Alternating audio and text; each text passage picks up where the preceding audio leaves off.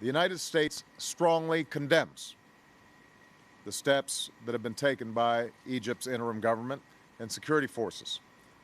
We deplore violence against civilians. We support universal rights essential to human dignity, including the right to peaceful protest. We oppose the pursuit of martial law, which denies those rights to citizens under the principle that security trumps individual freedom, or that might makes right.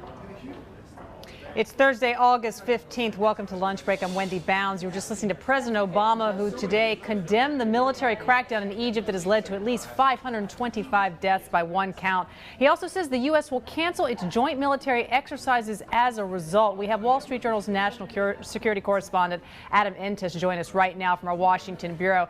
Adam, thanks so much for being here today. Obama speaking earlier, again saying that the U.S. would cancel its joint military exercises, calling on Egypt to lift the state of emergency, which essentially gives the military their special powers, but stopping short of freezing aid. Give us your analysis of his speech and whether you think the U.S. will eventually go further in any of its sanctions against Egypt.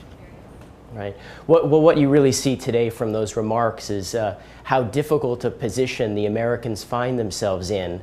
They really need and feel the need to keep that relationship with the generals that are deciding the direction of Egypt.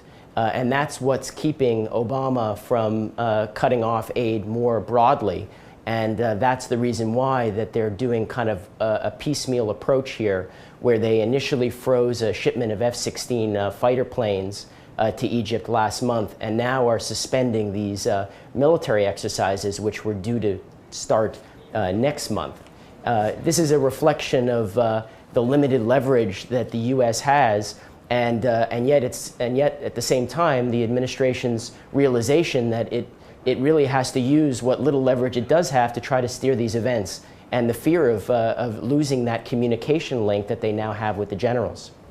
All right, Adam, thank you for that analysis. We have the full transcript of Obama's speech. He also does address the growing anti-U.S. sentiment that has been brewing in Egypt, at one point saying, I know it's tempting inside of Egypt to blame the United States or the West or some other outside actor for what's gone wrong. We'll continue to follow this story as it unfolds. Adam, thanks to you and the team in Washington, D.C.